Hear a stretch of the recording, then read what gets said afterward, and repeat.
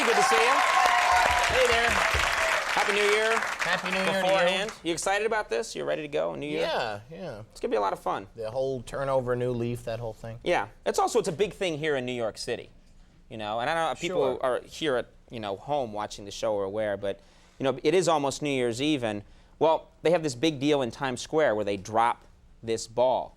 As you folks know, the ball glides down towards Times Square right before New Year's Eve, and Dick Clark hosts this annual event on New Year's Eve right on ABC, and it's really a big thing. A lot of people really enjoy this. Yeah. And I thought it might be fun to check in on the ball's progress. I understand it's still actually in outer space right now. It's traveling towards Earth, it's making its way, and I think, Dana, have we been able to get a satellite picture of the ball heading towards Times Square? We have? Can we show it? There it is. Well, there it is. Now, see, the ball has an uncanny ability it hones its way into Earth. It's approaching. It's just a couple of thousand miles away now. It's getting closer and closer. And actually, as you can see, the ball has a porthole. Maybe we should check inside and see what's going on there. Actually, somebody's sleeping in there. Well, actually, I think I think it's Dick Clark is actually. Oh. He's in the ball, and this is what he does. He sleeps, actually, throughout the entire year. This is how he preserves himself. Wow. Yeah. This is why he looks so incredibly young. And he's getting up now because it's just about a day away, and he's getting closer to Earth. And a lot of preparation. A lot of preparation he's got to do, and it's very exciting. And what we'll do, I don't think people are aware of the technology behind this. People aren't aware at all. So, folks, what we'll do is we'll check in with the ball maybe throughout the show and just see as it gets closer and closer to Earth. It's a fun little thing. Yeah, other shows don't think to check in with the ball. Very lax. I really can't understand it. All right, now, folks, with the new year ending, Andy and I, we thought we'd make some New Year's resolutions. It's sort of become it's become a tradition here at our show, and we were going to make these resolutions here tonight. But then, actually, I looked at last year's resolution show where we made all these promises, and I got to thinking maybe we just shouldn't make any promises at all this year. Take a look. This is last year's resolution clip, and you'll see what I'm talking about. I'll tell you one thing, Andy. In 1994, I promise I'm really going to try to treat guests with patience and understanding. You used to get up at 4 every day just to do your routines and practice. I mean, that must have been really tough. It really was. I mean, but I'm sure you understand. I'm sure you have to get up pretty early to get your hair to look like that. All right, well, listen, we have to do a commercial for just 1 second, but if you can stick around, we'll be right back with more Mary Lou Retton after these words.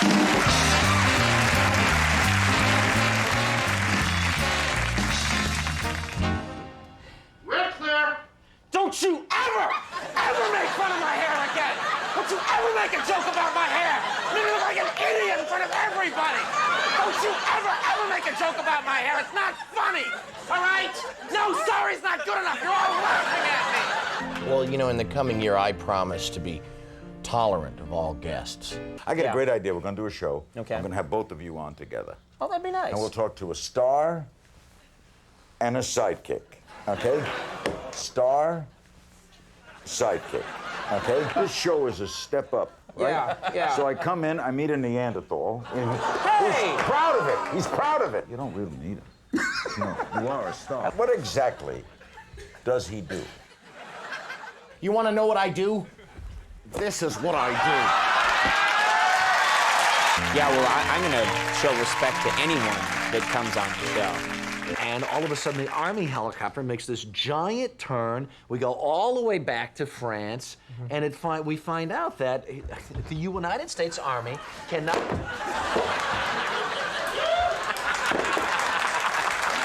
right!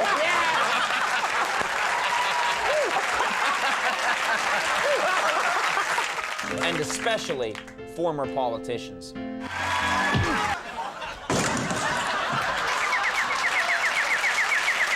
I was the mayor of New York City for 12 years.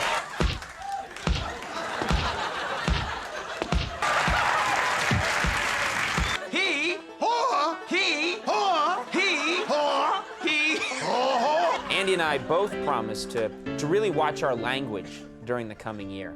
Now, Florence, I have to ask you about the character of Marcia. I mean, that's great character. Yeah, she was so f***ing hot. Yeah. She was really like the most best damn babe on the show. Yeah, I know. It was funny because she could just on the rest of the characters so much. And it was just such a trip to see. Yeah, because she was so sweet, so righteous. Yeah. You know? And sometimes I used to think that Mike, he seemed like a real I mean, you know, it's like, what? You know what I mean? Like he's just, his is in a vice or something, you know? He kept coming down on all the other characters. Yeah, it's just like if there's a rod up your just take it out, but you know, it's like, what? You know, I promise never to degrade myself for a laugh in a comedy bit.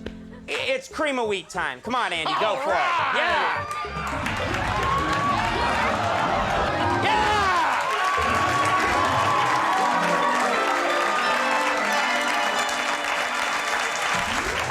And I'm going to personally make sure that on this show we do not portray women in a demeaning manner. Step aside, Mrs. Marcos. I tell you, you look at everything. There's nothing left in this cabinet. I have no comment.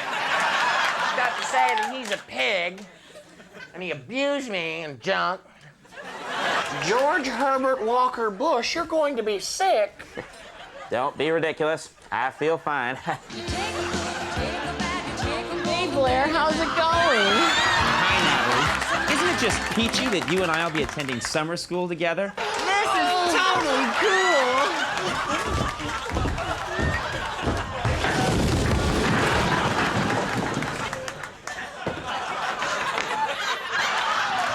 Andy, who are you supposed to be?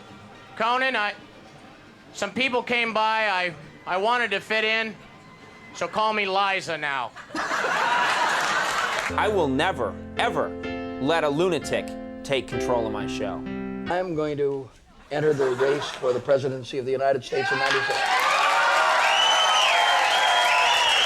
You know what I'm sick and tired of? A house divided. And that cannot stand. I don't care if you're Democrat or Republican. I want to know if you're an American. That's all I say. I say this to you, Conan O'Brien. The minute that you're in a 49% bracket with the IRS, that's communism, and that's tyranny.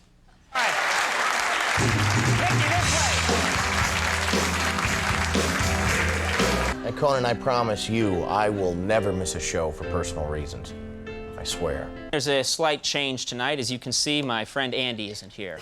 Well, Andy had to be somewhere else on pressing business, and, well, I guess the quickest way to explain exactly where he is Dana, could we just turn the signal over to Court TV, please, and take a look? You're aware that you're on your own? Yes, I am. And you're here on your own volition? Yes. Can you recount what happened to you that morning? Well, I was standing out in the middle of the field, and I felt something hit me. Did you know what hit you at the time? Not right away, no. Where were you hit? In the ear, in this direction. And did you feel any pain? Not physical pain, no. What did you think it was that hit you? I thought it could be a fish, maybe a boneless chicken breast, something of that nature. Were you on the scene when the police arrived? Yes, I was. And did you tell them what happened? I ran. I resolve right now to participate in charity events. All the young people are now finding out what all the older people found out when they first heard him, and now he has a whole new audience, and so does he deserve this. Conan O'Brien, ladies and gentlemen.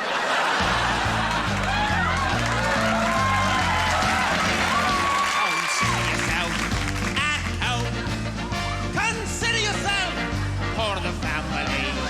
I'm taking to you so strong. It's clear we're going to get along. If it should chance to be empty holidays, why cramps? Oh, if it has to be somebody to foot the bill, then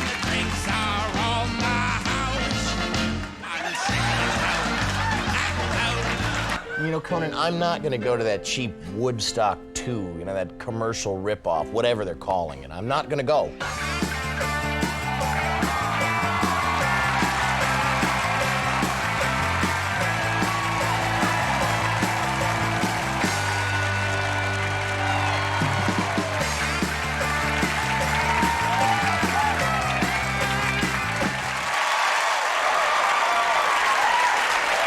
We didn't do too well, did we? No. Actually, no, I went to the charity event. Yeah, the charity. That's the one event, yeah. I kept that one. All right, folks, as you can see, we're not going to try and make promises this coming year, but I will have one of the lovely ladies from Baywatch when I come back. Yasmin Bleeth will be here. Stick around.